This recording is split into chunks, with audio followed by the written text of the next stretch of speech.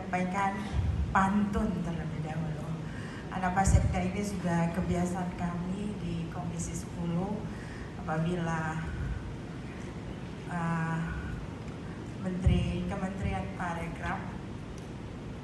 Kementerian Pariwisata dan Parekraf dan juga Kemendikbud yang akan bertanya, harga pasar di atas neraca dapat untung berjuta-juta. Ayo kawan, kita membaca agar hidup dapat pelita.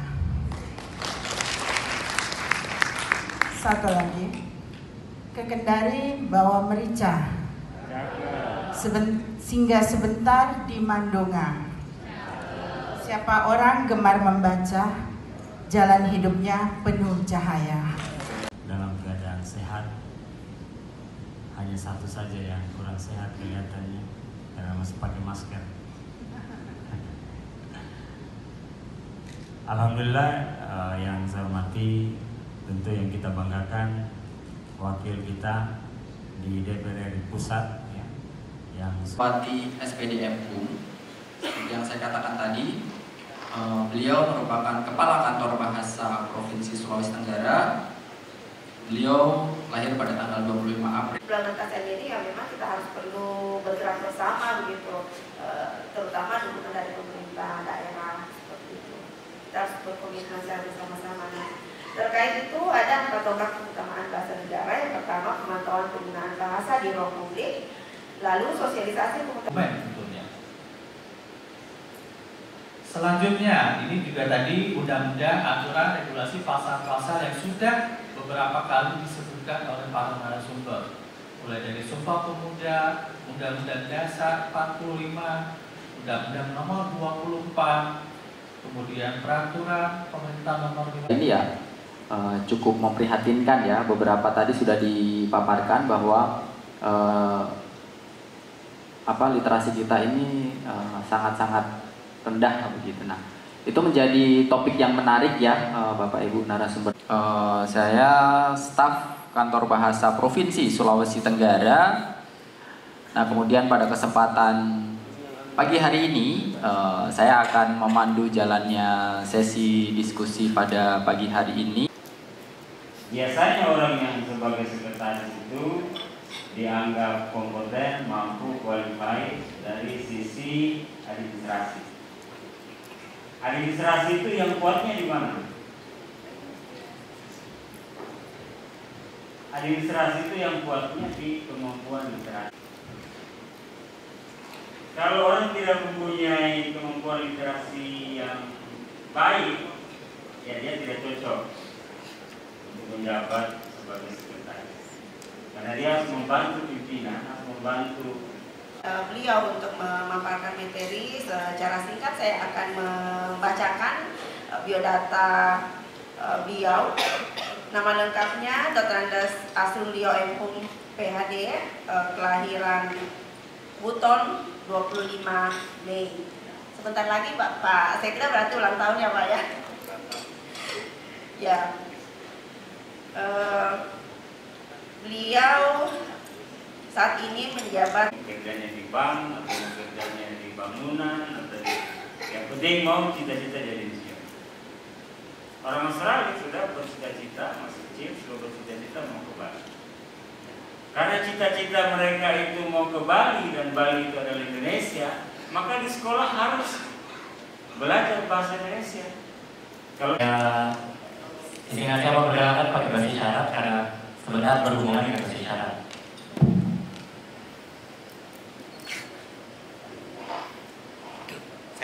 Saya dekat.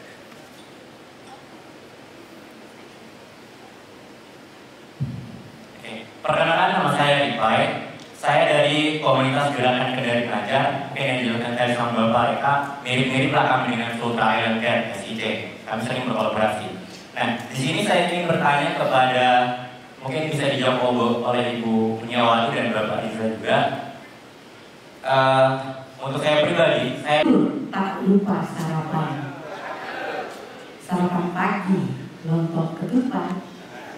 Salam hormat saya ucapkan untuk Pak Suryo yang terhormat. Kota Kendari, kota yang aman, kebanggaan Sulawesi Tenggara. Assalamualaikum, saya ucapkan salam sapa untuk semua. Ya, terima kasih. Bahasa asingnya, karena memang itu dulu bahasa Korea itu bahasa. Jadi di Korea itu ada program perluasan aksara itu ya, perluasan vokal itu. Mungkin yang salah satu daerah yang mau bekerja sama untuk atas kesempatan diberikan kepada saya. Sebelum itu perkenalkan, nama saya Aisyah Ramadhani. Saya perwakilan dari SMA Negeri 9 Kendari. Seperti yang saya dijelaskan tadi, bahwa hampir ada 40 negara yang mendalami pelajaran bahasa Indonesia. Dan pada saat ini juga kita sudah pasti mengetahui bersama-sama bahwa bahasa internasional itu ada 6, yaitu adalah bahasa Inggris, ada bahasa Prancis, ada bahasa Arab, Spanyol, Jerman, dan juga Portugis. Jadi pertanyaan saya adalah, bagaimanakah cara kita sebagai para remaja agar menjadikan bahasa Indonesia ini sebagai bahasa internasional juga? Apakah Bapak punya saran kita ini sebagai remaja agar bisa mewujudkan dan bisa membuat bahasa Indonesia ini menjadi sebuah bahasa internasional? Apakah kita perlu bersekolah di luar negeri atau ada cara lain? Itu saja pertanyaan saya. Mohon maaf bila salah kata. Wassalamualaikum warahmatullahi wabarakatuh. Selanjutnya kami persilakan moderator untuk mengambil alih sesi pemaparan materi oleh para narasumber. Silakan Pak.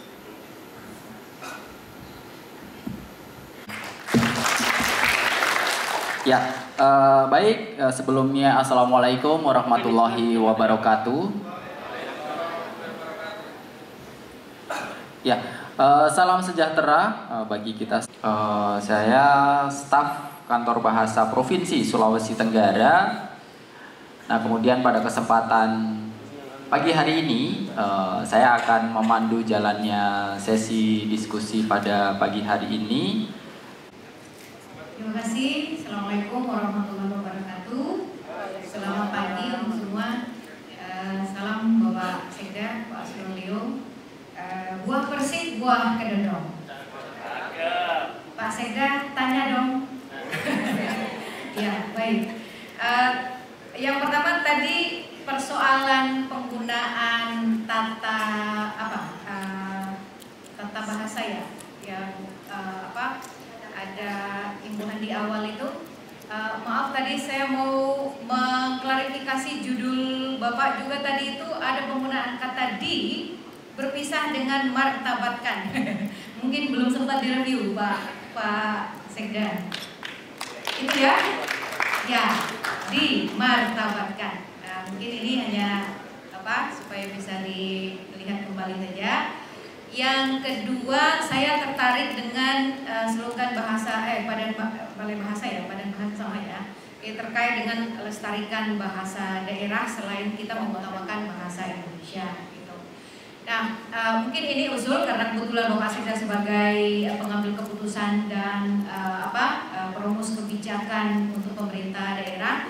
Terkait dengan kebijakan-kebijakan penggunaan bahasa Indonesia tadi itu yang ke-6 kalau tidak salah, bahwa bahasa Indonesia boleh disertai dengan bahasa daerah atau bahasa asing gitu, sebagai terjemahan barangkali ya gitu ya.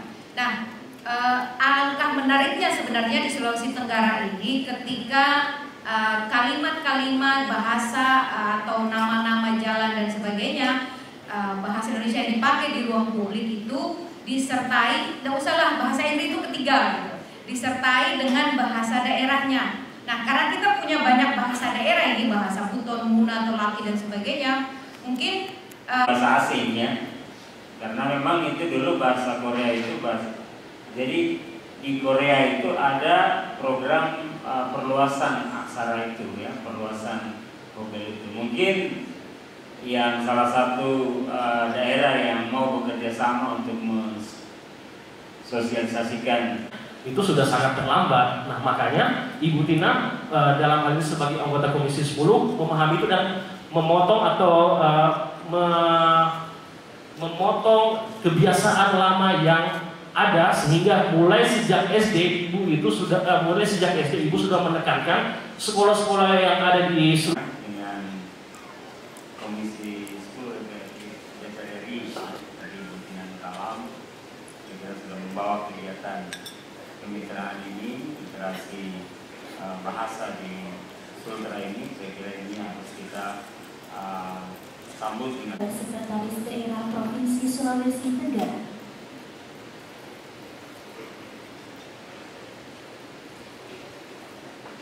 Ini Bu, tahan 1, 2, tahan 1, 2.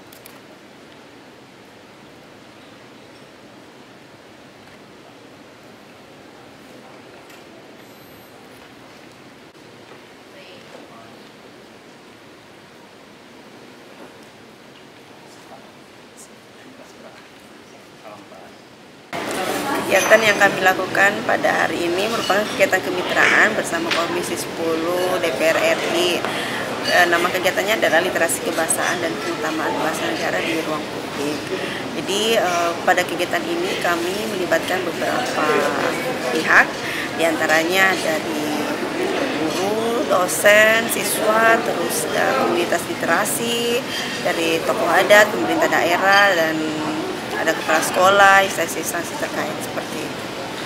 Apakah ini salah satu program prioritas atau seperti apa itu? Ya, ini merupakan kegiatan yang mendukung salah satu program prioritas kami, yaitu literasi kebahasaan dan kesastraan. Oke, untuk narasumber yang diundang Bu, siapa saja? Untuk yang narasumber yang kami undang pada kegiatan ini ada Sekretaris Daerah Provinsi Sulawesi Tenggara, lalu ada dari Komisi 10 DPR RI, Ibu Tina Nur Alam, lalu dari Badan Pengembangan dan Pembinaan Bahasa sendiri. Oke, terakhir Bu, untuk harapan kedepannya baik program prioritas maupun untuk kantor bahasa sendiri Bu. Ya, kami tentu berharap bahwa dengan pelaksanaan kegiatan ini semua peserta yang hadir bisa menjadi penyambung informasi apa yang kami lakukan pada saat ini, menyampaikan informasi terkait program-program yang dilaksanakan di Kantor Bahasa Provinsi Sulawesi Tenggara, khususnya terkait literasi dan pengutamaan bahasa negara, sehingga masyarakat Sulawesi Tenggara bisa lebih memiliki sikap positif terhadap bahasa Indonesia dan bisa makin meningkat kesadaran untuk berliterasi.